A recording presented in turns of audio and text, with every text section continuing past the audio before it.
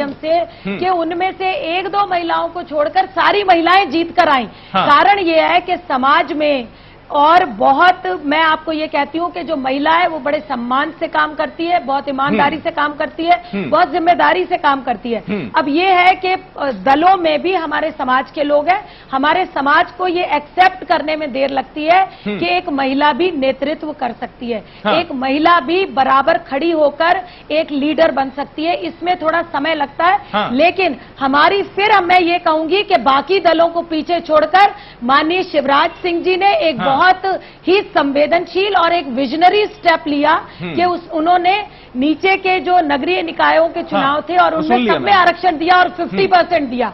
इसी का नतीजा है कि आज आप महिला नेतृत्व देख रहे हैं। और मैं आपको और एक बात बताना चाहती हूँ, आपके पास फिर वापस आएंगे, आज महिलाएं आपके पास फिर वापस आएंगे।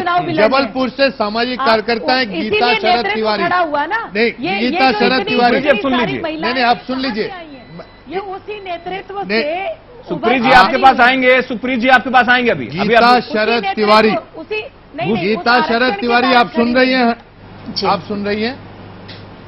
जी आपने दोनों को सुना, हम लोगों को भी सुना।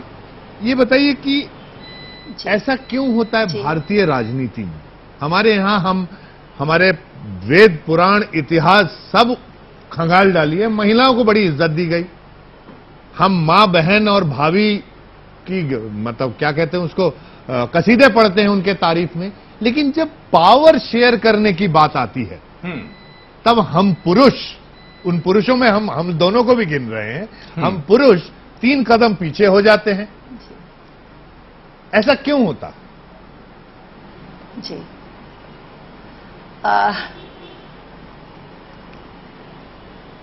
अभी प्रज्ञान जी आपकी आवाज कट कट के आ रही है, आपका पूरा प्रश्न मैं सुन नहीं पा रही हूँ। जी प्रज्ञान जी, मेरा सवाल ये है, आवाज कट कट के आ रही है, मैं प्रश्न पूरा सुन नहीं।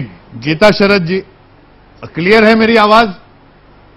जी जी, मेरा सवाल ये है कि अभी आपने सुप्रीत कौर को, प्रतिभा विक्टर को सुना, इनकी राजनीतिक मजबूरियां हैं पार्टी की तारीफ करनी। जी, जहां तक मैं देख रहा हूं, अगर पूरी भारत की इतिहास आप देखें, हमारे जितने पुराने वेद पुराण जितनी चीजें देखें, महिलाओं को बड़ी इज्जत दी गई। लेकिन जब पावर शेयरिंग की बात आती है, भारतीय पुरुष तब अहंकारी हो जाता है, तब भागने लगता है। ऐसा क्यों?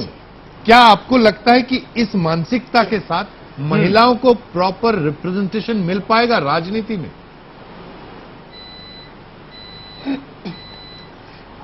प्रज्ञान जी, बोलिए। ये पुरुष सत्ताक समाज है। ये पुरुष सत्ताक समाज है। स्त्री को आज ने युगों युगों से, आप राजा ययाति के समय का भी इतिहास उठा लेंगे तो उन्होंने अपनी बच्ची का इस्तेमाल अपने राजकाज को चलाने के लिए किया। पुरुष का जो एक माइंड फ्रेम हो गया है महिलाओं के प्रति कि उनको घर में रहना चाहिए, घर के काम करना चाहिए। अब शिक्षा के माध्यम से महिलाएं काफी आगे बढ़ रही हैं और अब तो तेजी से फर्क आना शुरू हुआ है। आप ही अभी दिखा रहे थे कि बीजेपी ने 23 महिलाओं को टिकट दिया, कांग्रेस ने 29 महिलाओं को टिकट दिया, बीएसपी जैसी पार्टी ने 13 महिलाओं को। तो कहीं ना कहीं ये चीज आई है कि महिलाओं को हमको आगे लाना पड़ेगा, लेकिन पुरुषों के दिमाग को बदलना बहुत जरूरी है, क्योंकि वो अभी तक राजनीति में खास तौर से वो सहन नहीं कर पा रहे हैं कि महिला उनके स्थान पे कैसे आ जाए। और इसीलिए यही कारण है कि आज इतने वर्षों से संसद में पड़ा हुआ है, बिल पास नहीं हुआ। बिल्कुल। जहां तक राजीव गांधी जी का सवाल था, कांग्रेस एक पार्टी थी, तो आप देखिए पंचायत का बिल फटाफट पास हुआ और 50% अगर उनको उसमें आरक्षण मिला, तो आज वो महिलाएं इतने सालों में आप देखिए कि वो बोलना सीख गई। ये जरूर उन पे आक्षेप लगते रहे हैं कि वो सरपंच पति और ये पति, चूंकि वो महिलाएं गांव की थी, निकली नहीं थी। यहाँ पर एक और चीज मैं कहूंगी, प्रेमचंद जी ने कभी कहा था इस बात को कि किसान शिक्षित नहीं है और शिक्षा से उसको जोड़ के अशिक्षित समझना ये बहुत गलत है। वो अपने एक्सपीरियंस में हमसे ज्यादा शिक्षित है। बिल्कुल, ये सामाजिक चेतना का स्तर है। मैं आऊंगा।